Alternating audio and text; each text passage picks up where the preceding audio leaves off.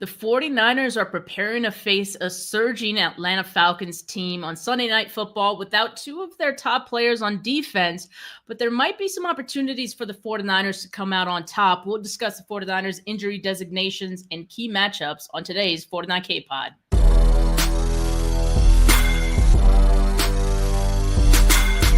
You're listening to the 49 Carats Podcast, a 49ers Goldmine production with Stephanie Sanchez.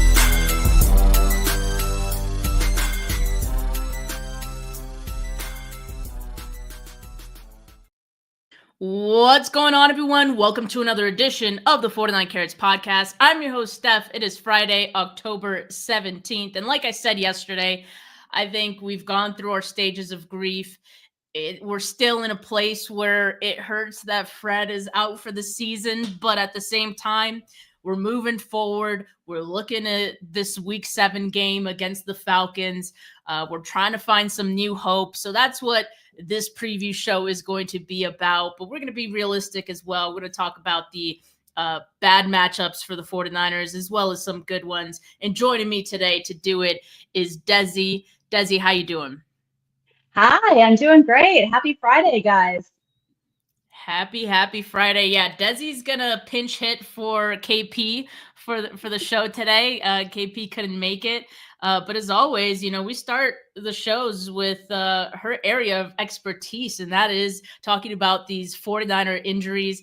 They kind of keep you in business in this 49ers content space, right, Dezi? I know, and honestly, it's not good. I'm perfectly fine just saying, we're good. This is great. I would love for that to be the situation. This is more of the same. Brock Purdy's still out, Ricky Pearsall out, Yetur Gross-Matos still out. And of course, you're going to see Fred Warner that's listed, not necessarily here, but I saw it listed earlier. He's not been yet switched over to IR, but that's coming. He's not going to come back. Yeah, he will be placed on injured reserve. So, he's not on the list, but technically did have a game designation as out for this one. And let's just start with that, Dezi, because, actually, the two players I want to talk to you about aren't even on this list, which is kind of funny. So Fred, with his injury, people are talking about the timelines. We haven't gotten one officially from Kyle Shanahan or John Lynch, so people are speculating, right? We hate to do that. I'd love to just wait till we get that timeline from them and just go off of that. But in the meantime, where would you kind of place a general timeline for Fred Warner given the nature of his injury? I wouldn't expect him back this season. I will say the caveat is if anyone can do it, it would be Fred Warner, right? We know his work ethic. We know he's going to put 110% into his rehab. He's going to get going as soon as he possibly can. But this is a big, big surgery, a big, big injury. We've already seen this kind of injury with Trey Lance. And if you remember, even though he was healing up and doing well, he ended up having to go back to surgery to have the hardware repaired. I'm pretty sure Fred Warner has hardware. That would be my best guess. Because when you have a dislocation, there's instability of the joint. And in order to stabilize it from the fracture standpoint, you usually have to plate it or have some kind of hardware in there. So the hardware can stay in. So I think with Trey Lance, the issue was that I think the ligament was rubbing on it, and so they had to take the hardware out. So that can happen with these injuries. So you got to take into consideration. The other comp would be Dak Prescott. Now, Dak Prescott's injury, it was a compound fracture dislocation, which means that the bone was kind of pierced through the skin, or there was some compromise of the skin to leave an opening for possible infection. So you can't just say, there's some people, ankle fracture, he's going to be back. It's not a simple ankle fracture, and you have to be careful because you can't compare this to other injuries. But the general sense is Dak Prescott did not come back that season. He also injured it. When he injured it that season, I believe it was around this time, it was October. Trey Lance injured it very early in the season. He did not come back this season. So I think I will probably go with he's not likely to come back this season, but my caveat is if anyone can, it would be Fred Warner. Well, I mean, you kind of just give us some hope there at the end, Desi. But no, I totally get you. I mean, I think that while it's a possibility, like I think you have to look at it from the standpoint of, hey, like this is one of our most important players on the entire team. He gets paid a lot of money as well. Uh, why rush him back? At the same time, we know that Fred is going to want to come back as soon as possible. But, I think at the same time, the 49ers do have a responsibility to him as well to, hold him out if it makes most sense. And, the one thing, Desi, I am a little encouraged by the fact that this isn't an injury that, like when we hear season ending, we think a full year of recovery, and that isn't always the case, right? Like, I think in this case, the 4 month or 3 month timeline that people keep throwing around, like that means that towards the end of the season, even if he doesn't come back this season, it just means he has that much ramp up time to get ready for the 2026 season. And I find that to be a big positive, because that means at the start of next season, he might very well look like himself again, right? I agree. And I think you just nailed it. I mean, people are talking about we could get him back if we make it to the Super Bowl.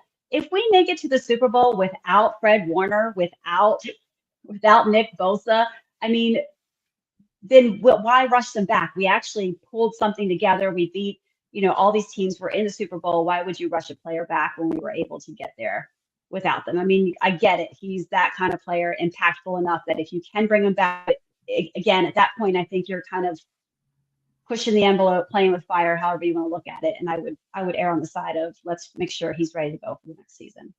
Yep. Definitely agree. Desi, getting a little bit of popping from your I'm assuming the headphones like taking over as your mic. So if you want to remove them, that's fine. Let's check those out. Also, shout out to the Warners. They're having a baby girl. Yes. Love that. Love that. Just a silver lining for them, like just something to get their spirits up. And, their life isn't all football, obviously, but that's some great news to get at the same week of all this. So congrats to them. He's about to have his girl dad powers kick in. This is just a whole nother level of fatherhood there for Fred. Yeah, really happy for them. And I see a couple of you are asking about other players here. So Marquez Valdez-Scantling was placed on injured reserve. Jordan Watkins, he's not on the injury or the game status report that I've seen. So he is trending towards being active for Sunday's game, which would be his season debut. Very exciting, coming off that calf injury, having missed, pretty much the season to this point. We don't know the specifics of that injury, Desi, so I'm not, I won't really bother, I guess, asking like what he may or may not look like. And I still have yet to know, and we all do, right? Like how much involvement he's going to have in this first game. There's been a lot of fluctuation in that wide receiver room with the injuries and all that. Ricky Pearsall remains out, as we see here in this list. And so I'm sure he'll get some snaps because he looked pretty good in training camp and, early in the preseason as well. So excited to see Jordan Watkins. He should be active. Sky Moore also did not see him in the injury report. I know he did miss some practices this week with an ankle injury, but he was a limited participant on Thursday, and I'm assuming did practice in some fashion Friday as well. So not on the game status report. He should be good to go. I do want to talk about Sky Moore later in the show and the Jordan Watkins thing as well, based on some comments that Kyle Shanahan made this week. But Desi, let's talk about George Kittle. He's a guy you also do not see on this game status report. Part of that is because he was on injured reserve, right? And he's going to be activated most likely Saturday, right? Ahead of this game. And so he's set to be active this week after practicing this week. And this was his first week of practice, before getting that game action. And Kyle Shanahan said that he's not going to be on a pitch count. So this feels like a pretty quick ramp up. Is that something that is normal for an injury of this nature, in which, he mentioned that it was like a tear of his hamstring? You're muted. Oh, you're muted. I don't know if you could hear me. Yeah. There we go. Okay, so yeah, this is fascinating because I actually reached out to my co-host on Girlfriends in Football, who's a doctorate of physical therapy. I talked to my husband about this because George Kittle had he was interviewed and he said he had a complete tear of his hamstring. Most, if not all, complete tears of the hamstring when you're a professional athlete have to be surgically repaired. So I'm not quite sure if he meant that it was maybe full thickness, but not complete. I'm just thinking that maybe there had to have been some kind of miscommunication. Surely, also going back to what Juwan Jennings was talking about with 5 fractured ribs. And I saw somewhere on Twitter, some insider source that said there's a difference between bruised and fractured. So again, I would find it hard to believe they would clear someone with 5 fractures to come back. I feel like this is some miscommunication. I feel like I've seen, Kittle out there practicing. I've seen some video. He looks pretty good. A lot of things that you're going to look out for is you want to check to see what the temperature is going to be at game time. Dehydration can put a little bit more stress on soft tissue, including hamstring injuries. He's going to need extra time warming up.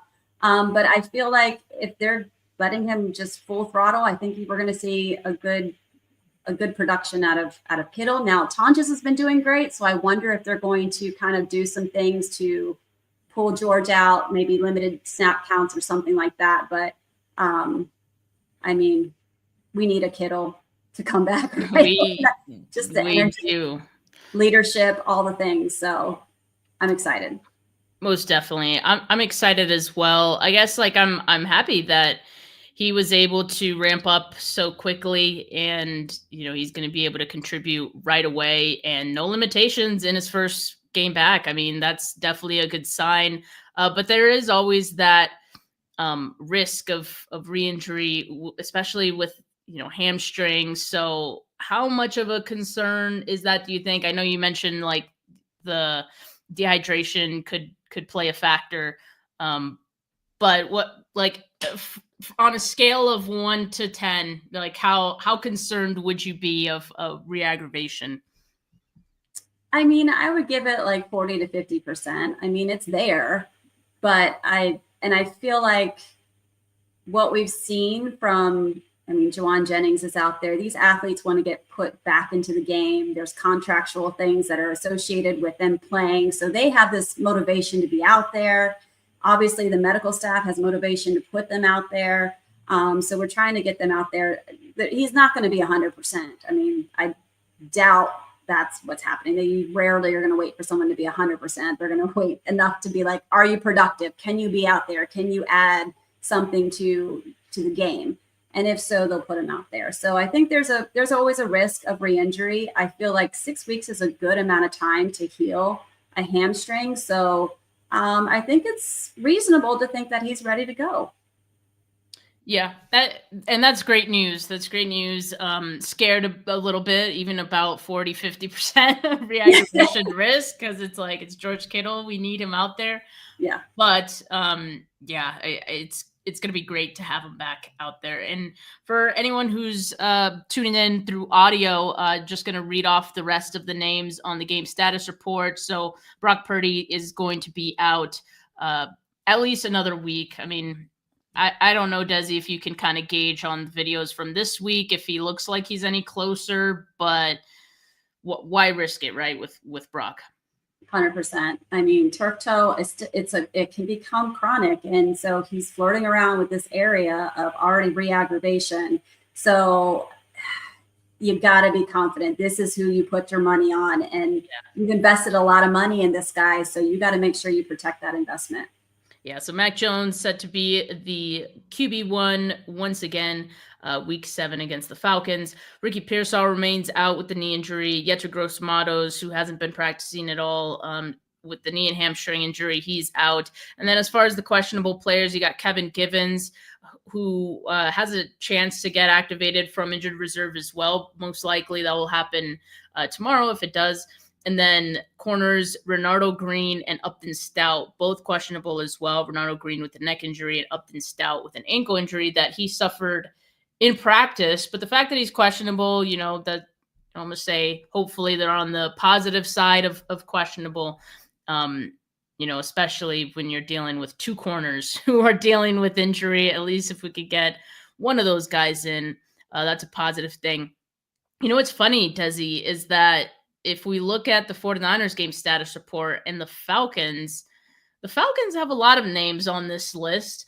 And so their rookie edge rusher, Jalen Walker, who's been tremendous for them, both from the run stopping standpoint and, of course, pass rushing, he's out for this game, which I think is pretty significant for them. They have a couple corners who are out for this one, Clark Phillips, as well as Billy Bowman. And I know Billy Bowman, also rookie, was starting for them. So, him being out seems pretty notable as well. Their safety, Jordan Fuller, also going to be out. And then a couple wide receivers. So wide receiver Ray McDonald was sent home by Raheem Morris with a personal designation. We don't know what it is. Hope everything is okay with McLeod. He's going to be out. He also mentioned not sure when he's going to be back with the team. So I don't know. It sounds pretty serious. Not injury related, though, for McLeod. So I hope everything is okay with him. And as far as the players who are questionable on the Falcons side, wide receiver Darnell Mooney, who has missed several weeks already with a hamstring injury. Not sure if he's going to be able to go, but the game being on Sunday night, maybe gives them a better shot. We'll see. Their tackle, Jake Matthews, questionable with an ankle injury. And then backup tight end, Philippe Franks, with a calf injury, and defensive lineman Taquan Graham with a calf injury. So, with all that, this seems pretty notable. I feel like not enough people are talking about the Falcons' injuries as well. Probably because the 49ers' injuries seem to outweigh all of them. But in any case, a couple guys missing on the defensive side for the Falcons, and the Falcons have had a pretty good defense so far. So that could be an opportunity for the 49ers here. Yeah, I definitely think this is going to even the playing field a bit. To lose an edge player that might boast well for our running game, which we've talked about in we've probably heard about multiple areas on the platforms here, how important it is to get the running game going. And it's going to be really a key part of this game, I think, and to slow down their running game for sure. Slight foreshadowing with this topic for sure. Let's take a look at the Falcons' offense. Their focus is getting Bijan Robinson the ball, and it's worked out quite well for them. They also have their RB2, Tyler Algier, who's also great. Wide receiver Drake London, Casey Washington, and Darnell Mooney. Again, Mooney's questionable. Their tight end, Kyle Pitts. And then their offensive line is probably one of the best in the league. We mentioned Jake Matthews, their left tackle. He's questionable, but if he plays, it'll obviously be a big boost for the Falcons. And then you got other guys on this list. So looking at PFF, right, and as I do to prepare for these preview shows, all of the offensive linemen, aside from Elijah Wilkinson, had a PFF grade over 70. So that tells you anything. They're a really strong group. And that's part of the reason that, for me, one of the cautious matchups for the 49ers, and, you guys were thinking it too. Dezi was thinking it. We all are thinking it, especially when we saw Bijan Robinson run all over the Bills defense last week. This is the biggest concern for me, the Falcons' run game, especially because their offense revolves around it so much. Bijan Robinson, first in scrimmage yards. He has 822 in 5 games played. They had their bye week already, but he's still in first place in scrimmage yards. First in scrimmage yards per game. He's averaging 164.4 per game. Tied for first in average yards per carry with 5.8 on the season. That's incredible. Second in rush yards over expected. Second in target share as well. So not just a threat in the run game. He gets the ball out of the backfield too, and we know how dangerous he could be with the ball in his hands. He's the new age Christian McCaffrey. He could do it all. His target share is 19.25%.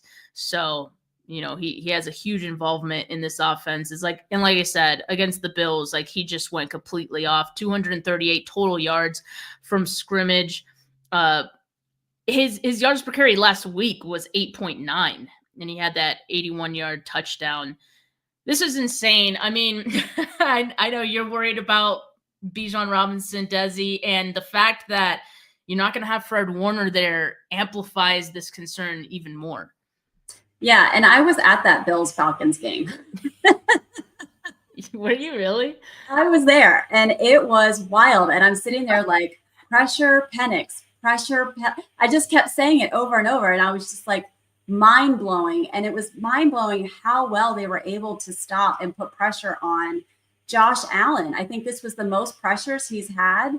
I think they said in his career, maybe it was just this season, but I mean, you could tell. And I'm not sure. There was a fall that Josh had where it looked like maybe he maybe dinged his wrist a little bit. But I mean, Bijan had a day. And as far up in the stands as I could still see how well he was running that ball. I mean, it was crazy.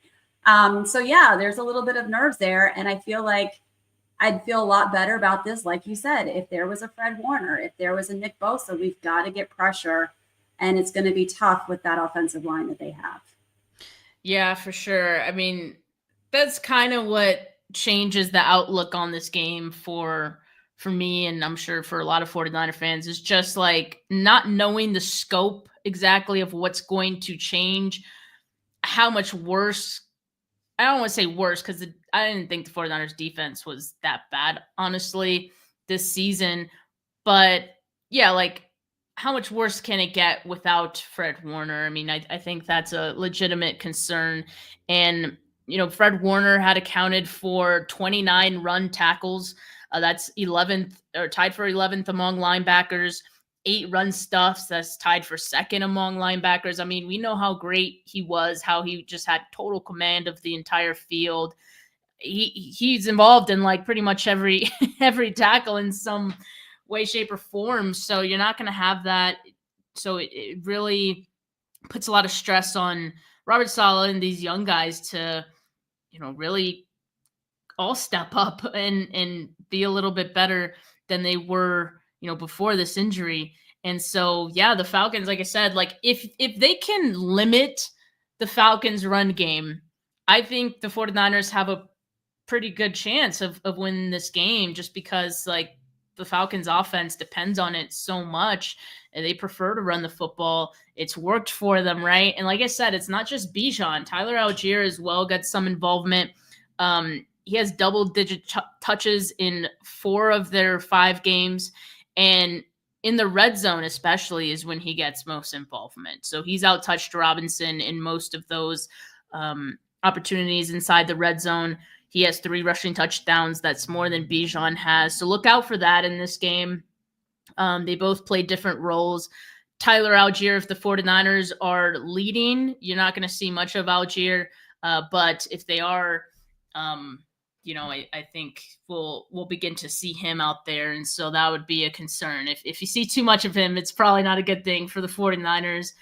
And like I said, they run the ball a lot. They're 27th, the Falcons are, in pass rate over expected. So this is what they want to do. So if you can take them off their game, I think that's where things start for the 49ers. This needs to be the focal point of Robert Saleh and this 49ers defense this week if they want to give themselves the best shot to beating this Falcons team. Yeah, and I think that comes with, like you said, Fred Warner brings so much of just athleticism and who he is as an individual player. But what we're also missing is the leadership, right? Nick Bosa was a captain. Fred Warner is a captain. You're missing the captain and the leadership a little bit on that defensive side, which also means that you're missing communication.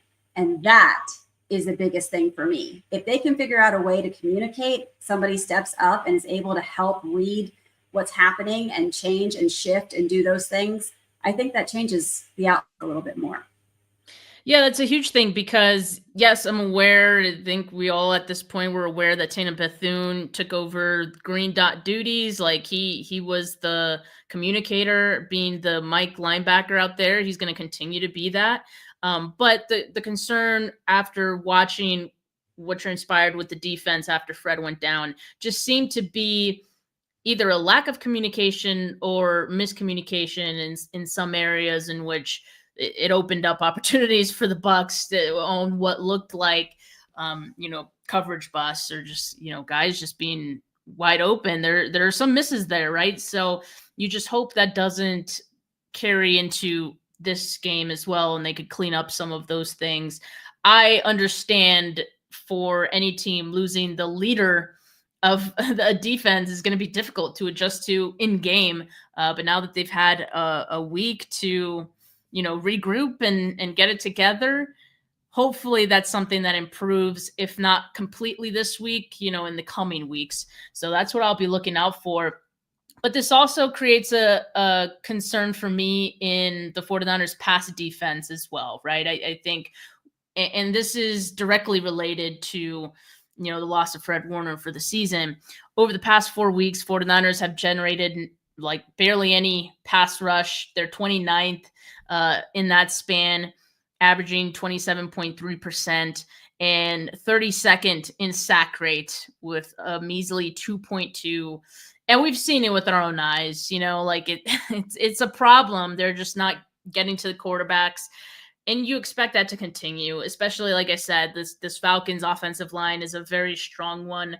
And the 49ers aren't getting a lot of disruption up front. When they do, they can't exactly finish. I think that's why, we still kind of hope that maybe they trade for an edge rusher. But in the meantime, you got to make it work with who you have.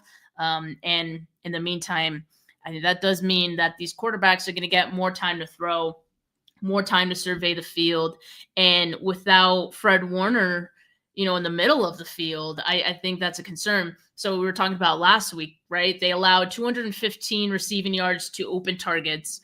And by open, the NFL Pro, or I think they get this from like Next Gen Stats, 3 or more yards of separation is how they would define an open target. So there's a wide open guy, and that's the most receiving yards to open targets they've allowed in the game since 2021. This feels like a big Fred Warner stat right here, just the fact that he was not out there, and after that, it just so happened to kind of open the floodgates for the Bucks in terms of their passing game, and that was without a lot of their receivers.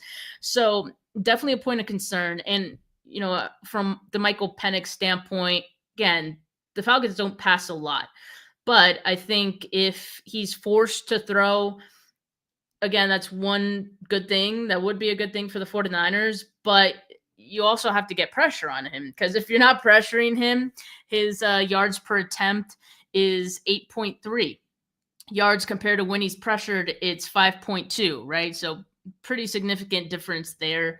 And so that's my concern, this week, that it's not just the run game, but middle of the field and just pass defense in general is a bit of concern for me. Yeah, it's definitely going to be interesting to see how Sal works his magic in this situation. I was at the Bucks Niners game too, and just watched 3+ yards of separation happening right before me. And it was rough. And, Michael Penix is a young quarterback. So I think, the key would be to get pressure, but who's going to do it? And to your point, are we going to finish it? So, you gotta figure out those ways, but that's also opportunity. So if you do happen to get it, the secondary's got to be ready. That's perfect opportune time to capitalize on a misread or misthrow or batted throw or something like that. So it'll be an interesting matchup. Indeed. Yeah. I mean, I'm glad you mentioned that. I think there will be some opportunity there. Penix isn't the most perfect quarterback, into his second season. And I think I don't have the percentage of his turnover worthy rate, but I know that when I did look at it, it was definitely on the higher end, in the higher half of the league. So there's opportunity there. One more thing I want to say about Fred Warner. When targeted in coverage, this is from NFL Pro Stats. Fred Warner allowed the third lowest completion percentage and the lowest completion percentage over expected among linebackers. So we know Fred was amazing in coverage. And so what I kind of wanted to look at too with this is just where Penix usually throws in the field. Like you see some games where he's barely throwing in the middle of the field, some where it's kind of peppered in there.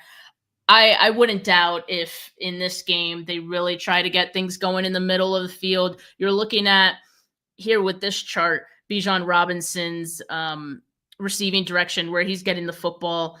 For Bijan, short yardage in short and intermediate areas of the field, in the middle between the numbers, that's where Fred Warner usually does his damage, right? So again, Tatum Bethune and D Winter is going to have to step up in that area. Maybe we see some Jair Brown as well help out, in and around the box. So Drake London as well, you see intermediate area, middle of the field between the numbers. He gets the ball a lot. And of course on the outside left, where he normally lines up, or in the slot. So there's something to just keep an eye on. They got Kyle Pitts as well. That could be someone they'd look to get involved in this game too. And that's not meant to say Bucs defense. That's meant to say Falcons defense, which we're gonna talk about next. Me and these damn slides, updating them every week. It's the whole thing. But let's look at this Falcons defense now, Dezi. And we already mentioned some of the injuries for them on the secondary side of things, but they still have a talented defense. I mean, James Pierce was the other rookie edge rusher they drafted this season. This offseason, and he's been great for them. They're mostly using him as a situational pass rusher. I imagine maybe with Jalen Walker being out this game, maybe James Pierce gets more involvement, more snaps. We'll see. Their best corner is AJ Terrell, who is capable of shadowing, wide receivers. He's just very talented. I'm curious to see who he lines up against, this week, or if, he's going to follow a wide receiver around. I wouldn't think so, but he'll probably stick to his side. But yeah, just something to keep an eye on who AJ Terrell is going to be covering mostly in this game. Divine Diablo is a really talented linebacker as well, who on their end is the sergeant of the middle of the field for them. And then their safety, Jesse Bates, is pretty good as well. So, their defense, not to be slept on. They've put together some pretty good games for them. And so my concern is the Falcons pass rush in this game, because it's looked pretty good. They bring a lot of pressure. They blitz a lot. And as far as, passing yards that they're allowing this season, they're allowing the lowest, 139.4.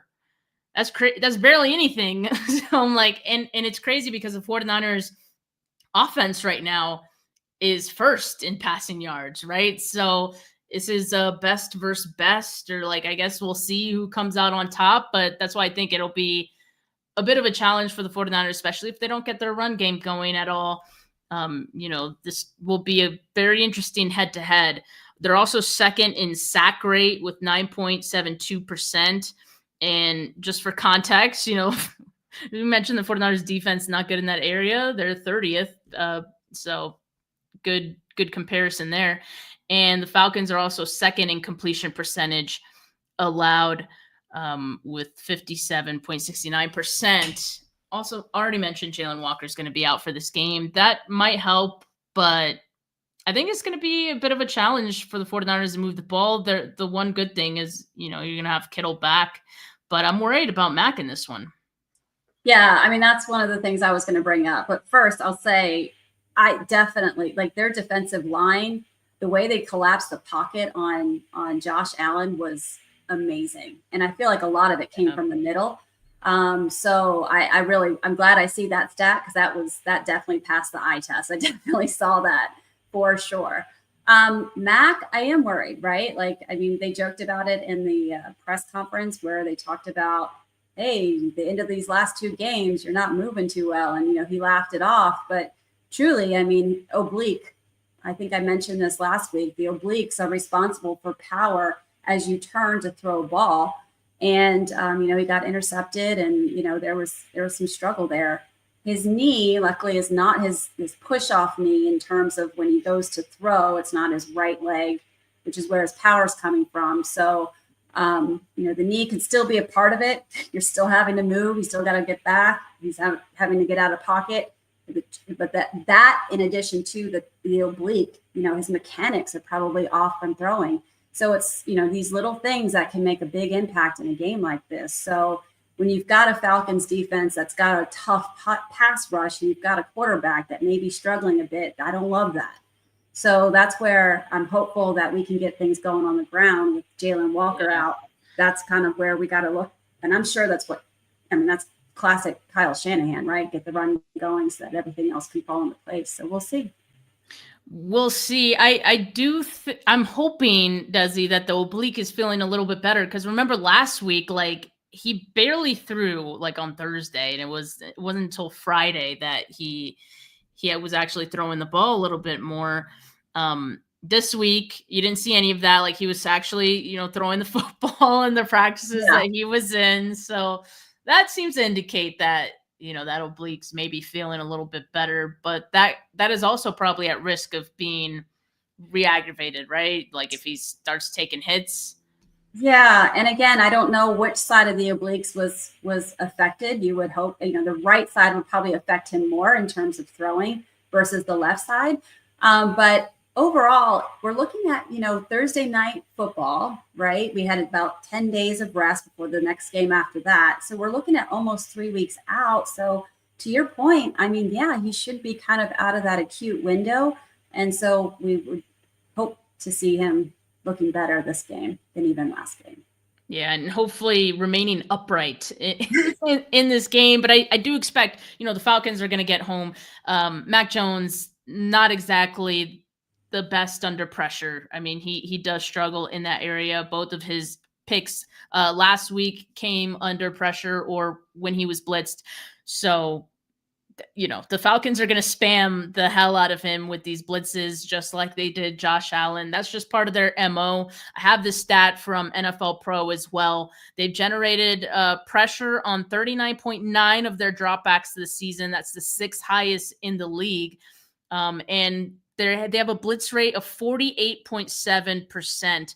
Last week against the Bills, they blitzed him, Josh Allen, over 50%. I believe it was 56. So looking at this matchup and seeing it's Mac Jones and, he struggles against pressure, like they'll probably give it to him again. The only thing that I can think of that would maybe keep them from blitzing that much would be the injuries to their secondary, but they might just say F it and just go for it anyway.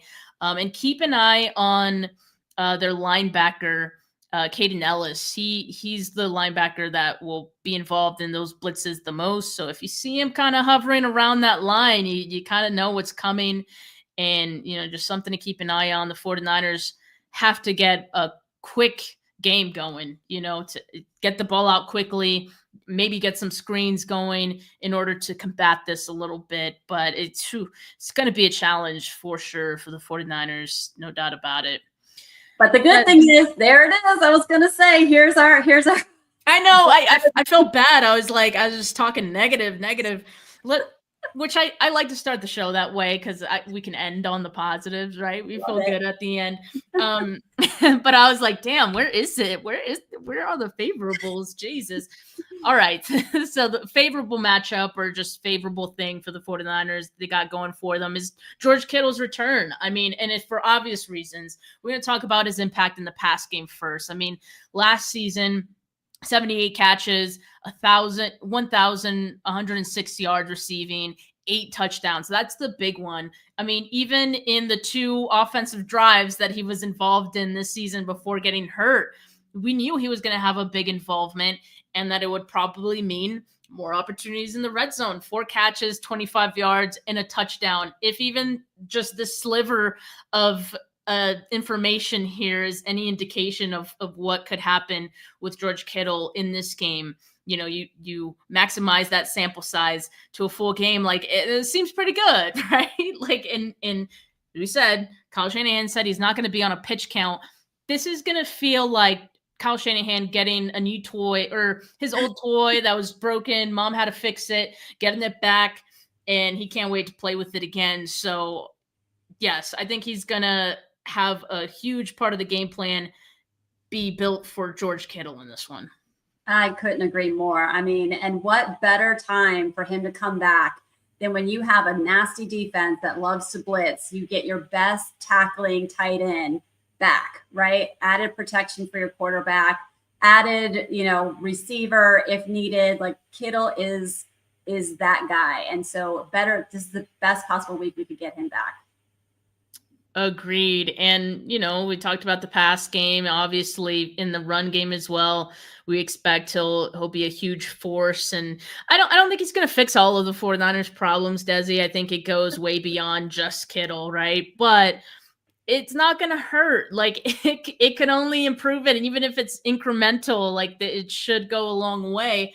Last season without George Kittle, 49ers running backs averaged 4 yards per carry, 1.39 yards before contact per rush, compared to when he was on the field last season, 5.2 yards per carry, 1.9 yards before contact. So, I mean, that tells you the difference right there. This season, we know the 49ers running backs have been awful. They're averaging 3.1 yards per carry. That's worst in the league. Something you never thought you'd say about a Kyle Shanahan led offense. But it's true. This is where we are. And I think, some of the blocking prowess of George Kittle should help in this game, should help open things up. I mean, we're talking about the screens. Like, even the screen blocking hasn't been great for the 49ers. So I think even then, Kittle could make a positive impact. Oh, and just to who he is, right? Like the positivity this guy does. I mean, nobody else does more affirmations than George Kittle, right? Like just that energy, that boost, that's going to be such a help just spiritually amongst the entire offense, literally the whole team, because one light went out on the defensive side of the ball, and now you get this bright, burning, playful light back on the offense. They're going to have fun, and that's what we need to have. We need to loosen these guys up. We have another leader added to our offensive side, and I think this, again, going to say it again, could not be a better week for George Kittle's return. Yeah, man, you said it perfectly. Like just the energy that he's going to bring, the leadership that he brings. I can't wait. I don't know if the 49ers have been, well, I know they have been miking up players this year, but I do hope they plan to mic up George Kittle this week. Like we need that. We need that energy. We need that vibe. But at the very least, the 49ers players who will be on the field will be hearing enough of George Kittle, and that's a good thing. So with that, this kind of ties into another favorable that, I see as a potential get-right opportunity. I don't really want to call it favorable because I feel like that just suggests that this for sure will be good.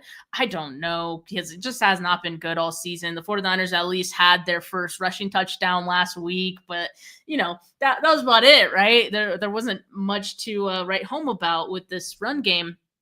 And so there's just the potential that this could be a get right opportunity. We already talked about the George Kittle side of it, but from the Falcons defensive standpoint, they're 20th in EPA allowed per rush, 27th in yards per carry allowed with 4.8. That's pretty high. I mean, if the 49ers can't have success against this Falcons team this week with Kittle back and all these other things, we might just have to pack it up for the season as far as the run game goes. I'm gonna just say okay, that's it. We tried, good effort. It's just not happening this year. But I do feel like it could open up a little bit in this game. I do think so. And Falcons also allowing 114 rush yards per game. So it has to happen at some point, right? Why not this week? I definitely agree. If there's any week that this is going to improve, I think the tackling and the energy of George Kittle, I think he's just going to be a menace out there. He's been pent up energy for weeks, right? This guy just loves football. So he's going to get out there and be an absolute menace. So I think, yes, this could be our opportunity to get right on the running side of the game.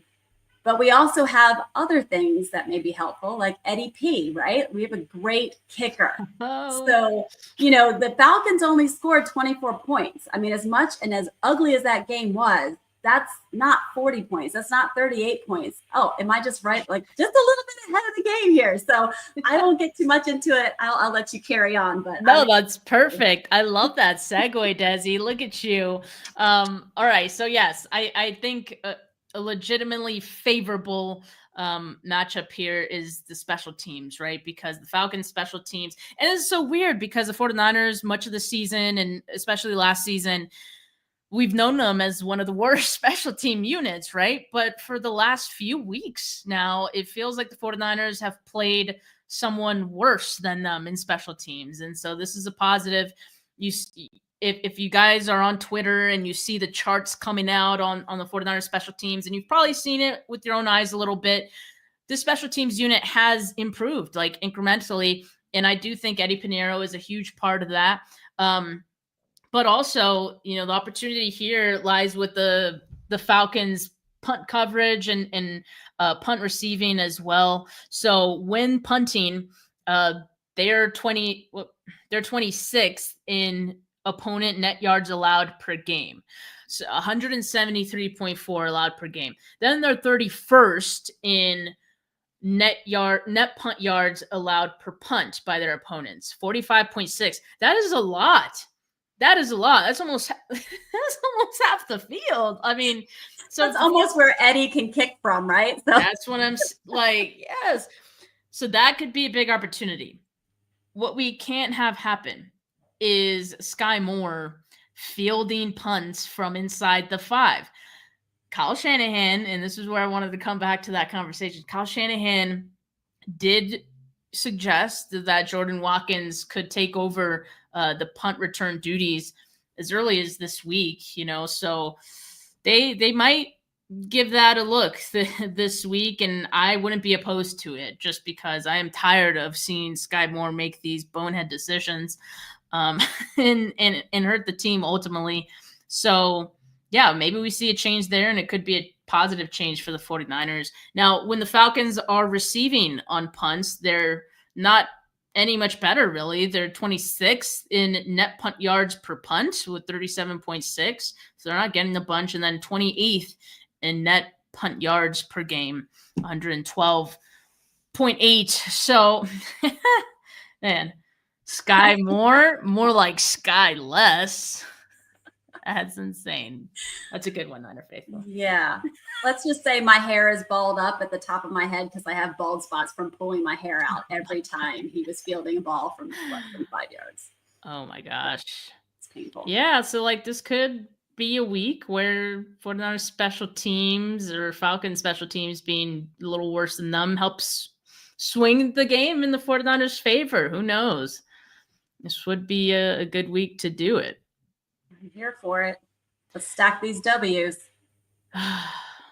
Yeah, and in EPA for special teams, the Atlanta ranks 29th.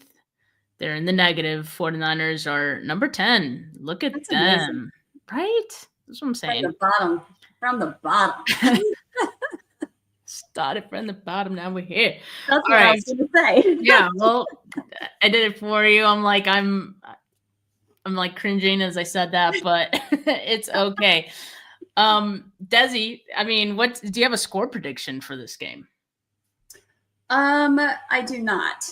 I think it's going to be, I'm going to say we win by 6 though, because I think it's 6, two field goals. I'm going to put it on Eddie Money's shoulders, and I like that. So okay. All right, live chat. You guys have score predictions. Throw them in there.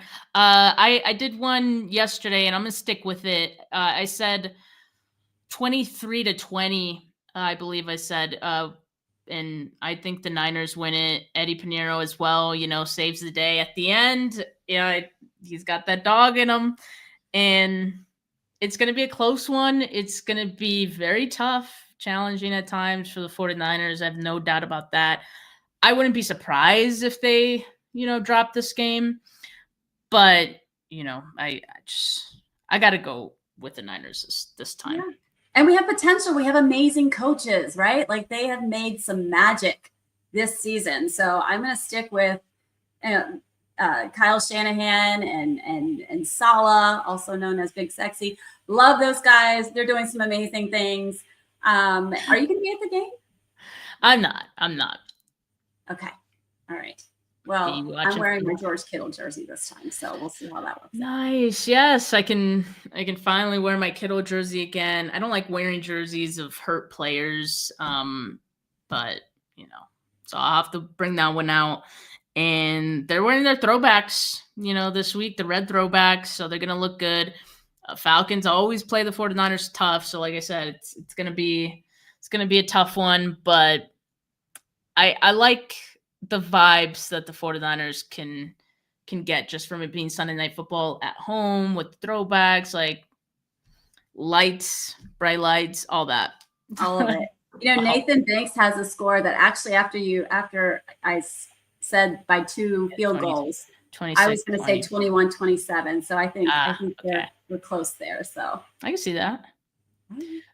Oh, and J49 asks when the Niners are wearing their black uniforms. Not till week 18, which feels like we'll all have forgotten about the alternates by then. But that's when, I don't know who decided that, but that's when they'll be wearing them. All right, guys. Thank you so much for tuning in. Dezi, thank you so much for pinch hitting for KP. You filled in admirably. Great job. And all of you who tuned in and were in the live chat, thank you guys so much. You guys kept it popping. Make sure you like this video. Make sure you subscribe to the channel if you haven't yet. Audio listeners, oh my God, wait. Hit that notification bell so you know when I go live. And then audio listeners, leave a rating, leave a review. For now, have a good rest of your Friday, folks. Talk to y'all later. Peace.